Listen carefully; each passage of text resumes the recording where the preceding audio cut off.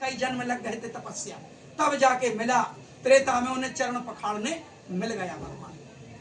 और हम देखो श्री राम जी कौन थे?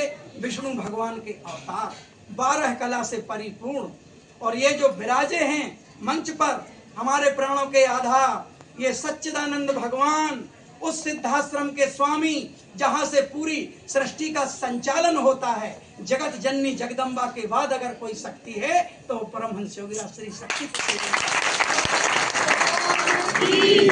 अवतारी हैं, अवतारी।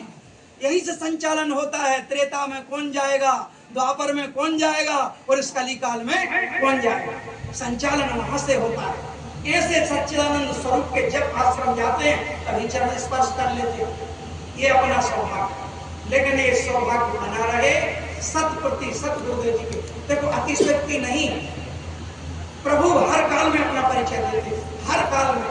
समझने वाले समझ लेते हैं, नहीं तो कहने वाले तो त्रेता में भी कहते थे कि अपनी पत्नी को ढूंढते फिर रहे बंदरों को लेकर ये भगवान नहीं हो सकते। कहने वाले उस समय भी कहते थे, सिर्फ अच्छी अच्छी बातें नहीं हुई, खराब बातें भी हुई, लेकिन वो तुम्हें मिली नहीं। कहने वाले द्वापर में भी कहते थे, अरे तो ग्वाले हैं, बंसी बजाते फिरते हैं गायों के पीछे पीछे, ये कोई भगवान हो सकते हैं। कहने वाले तो कहते हैं। कुछ तो लोग कहेंगे, लोगों का काम है कहना, और छोड़ो बेकार की बातों में कहीं बीतना जाए लेना। हमें तो जीवन मिला मनुष्य का, तो हमें तो अपने गुरुदेव जी का काम करना। कहने वाले हैं, कहने। शराब अभियान क्यों चलाया गुरुदेव जी?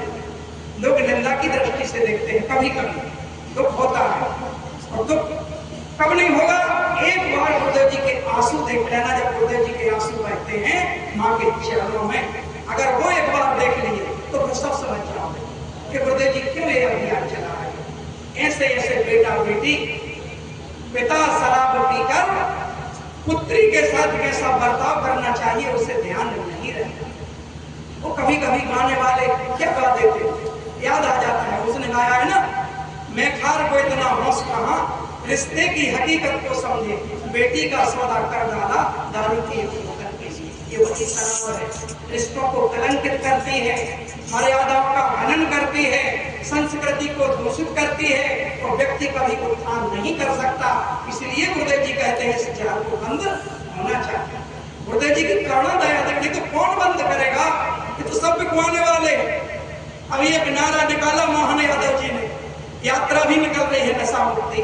वैसे तो शर्म आनी चाहिए, उसने यात्रा में कोटेशन दिया है, नशा से दूरी बहुत है जरूरी। ये मुख्यमंत्री जी का नारा है। और मैंने कहा बस एक लाइन और जोड़ना है, भगवती मानव कल्याण संगठन की तरफ से, भारतीय शक्ति चेतना पार्टी की तरफ से, और प्रदेश प्रवक्ता की तरफ से, और आप सबकी तरफ से, कि मुख्यमंत्री जी नशा से दूरी बहुत है जरूरी, फिर भी खुली कलारी, क्योंकि नियत ठीक नहीं है तुम्हारी। चेतो भाई चेतो। दवाइयां कितनी जाती हैं पता है सरकारी अस्पताल में?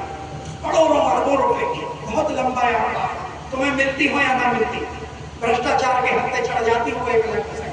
करोड़ों रुपए की दवाई अस्पताल में जाती है। और ये क्यों जा रही? लोग बीमार हो रहे हैं। क्यों हो रहे? नशे के कारण। अधिकतर बीमारियां नशे के कारण। बाकी जो प्राकृतिक हैं गुरुदेव जी ने व्यवस्था दी है। शक्ति जल को साधारण मत समझना।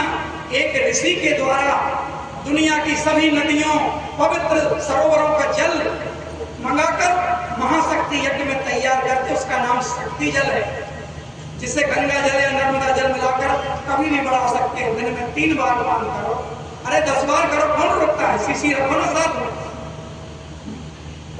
किशोर कुमार का गाना सुना तुमने? ना जाने क्या हो जाता, जाने हम क्या कर जाते, पीते हैं तो जिंदा है, ना पीते तो मर जाते। उन्होंने लिखा था बोतल के लिए। अब मैंने कहा इतने क्या करें, दिल टूट गया आदमी का, तो गाना गाने लगा। और दिल इसलिए टूटा क्योंकि संसार से लगा है, ज्ञान है ही नहीं। कल पहचान हुई, दूसरे दिन गाने लगे हम तो तेरे आशिक में सदियों को रहने वाली, सोचा तो वे नहीं बन। अरे प्रीत माँ से करो, कभी नहीं टूटेगी, कभी नहीं। मैंने लिखा था गुरुवर से प्रीत लगा, कभी टूट नहीं सकती। जीवन की डोरी माँ को सौंप दे, कभी छूट नहीं सकती। और अपने आप को माँ के चरणों में लुटा कर तो देख, ये दुनिया कभी तुझे छूट नहीं सकती। अपन तो शक्ति जल के सहारे बड़ी से बड़ी बीमारी करके देख, क्या लग रहा? पैसे तो लिए, यहाँ भी निःशुल्क दिया जाएगा, पटेल साहब के यहाँ में बांटा जाएगा सबको निःशुल्क।